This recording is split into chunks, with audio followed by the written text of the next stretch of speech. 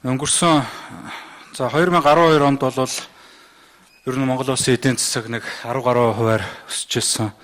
Тэр үед бол 17 хүртэлх хувиар эдийн засаг өсөж ирсэн. Валютын цэвэр нөөц 2 тэрбум доллар байсан. Ажилгүйд л 6-аас 8% байсан. Улс орны эдийн засаг бол үндсэндээ нийтээрээ сэргэжээ, хөгжиж энэ төрөөс бүх салбарт бодлогоо, боловсрол, эрүүл мэнд, халамж энэ бодлогоудаа салбар болгонд хөргөж ажиллаж байсан. Тэтгэвэр тэтгэмж цалин үлсийг 2-оос 3 дахин нэмжсэн.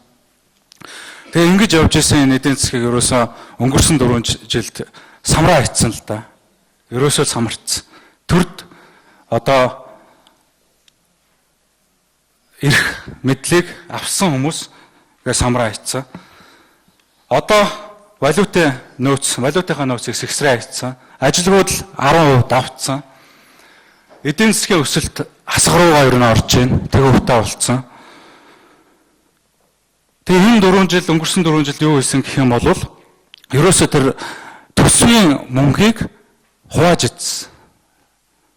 Тэгээ тэр нь хөрөхгүй болохоор гадаадын өр, зээл, бонд энийг авч улсаа өрийн дарамтанд оруулсан.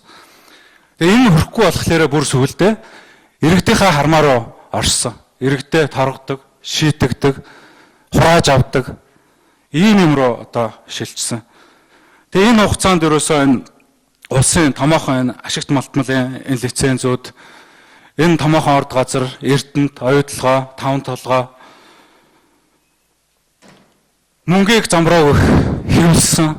Монгол банкны сүүлийн 4 жилийн алдагдал гэх юм бол 3.5 их найд төгрөг болсон байна.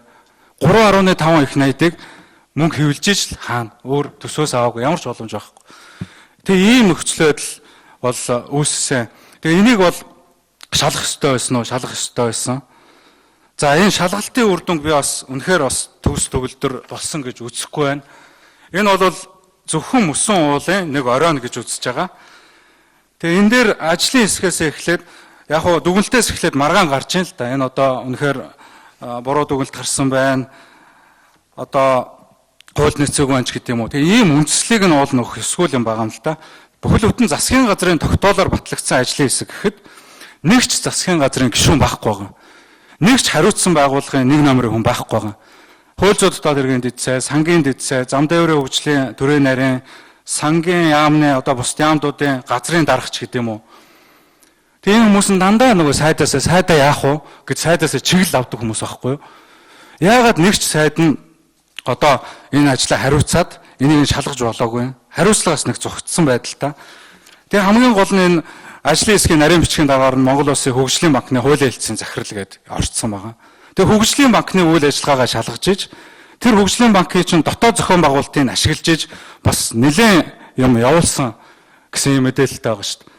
Тэгээ ийм явдал байгаа. Зүүн нь бол тэгээд энэ ажлын хэсгийн дүгнэлт бүтэн 3 сарын өмнө гарчаад байх. Тэрийг заавал засгийн газрын хаалттай уралдаанаар оруулаад тэгээ бүхэл бүтэн 3 сарын дараа өнөөдөр байнгын ороогоор хэлэлцээд ямар шаардлага байсан? Шууд нээлттэйгээр хариуцсан засгийн газрын гишүүд нь хууль зүйн сайд нь ахлаад айгаагүй юм болвол дээрээс нь энэ улсын хурал төлөөлөлгүй энэ улс төрийн намуудын төлөөллийг хараат тусаар хяналтыг нь тавих ийм бүрэлдэхүүнд нь оруулаад иргэний нийгмийн байгууллагуудыг бүрэлдэхүүнд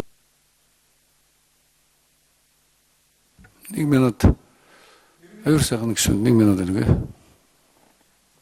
иргэний нийгмийн байгууллагуудын төлөөллийг бүрэлдэхүүнд нь оруулаад тэгээ заавал засгийн газрын хаалттай уралдаанаар орж энэ зөв, энэ буруу, дүгнэлт яаж ийн гэж оруулахгүйгээр шууд үр дүнгийг нь олон нийтэд тод байлгаад тэгэхгүй бол энэ 65 хүн чинь хамтарч эцсийн үр дүндээ та нар чаддсан бол шалгачих л да. Та нар чаддсан бол хорчих л да. Та нар ч гэсэн адилхан авсан шүү дээ. Хуваасан шүү дээ. Гэтэл ийм нөхцөл байдалд орцсон биш шүү дээ. Тэгээ энийг ер нь цааш улам гүнзгийрүүлээд бас тэр хараат бас тэр шалгах нөхцөлийг нь бүрдүүлээд хуулийн хариуцлага тогтоогоод үнэхээр өөрсдөө цаашдаа хувааж идэлгээгүй юм бол үнэхээр өөрсдөө цаашдаа шударга ажиллая гэж байгаа юм бол маш тодорхой хүмүүстэй хуулийн хариуцлага тооцолтой. Мөнгө төгрөг энэ төсөв мөнгийг нь бүрдүүлэлтэд эргүүлээд улс орон чинь дампуурлын тулцсан баахан өрөнд баригдсан ийм нөхцөлтэй байна. За санал. За аюул сайхан гишүүн санал хэллээ. Одоо Намбочир гишүүн асуулт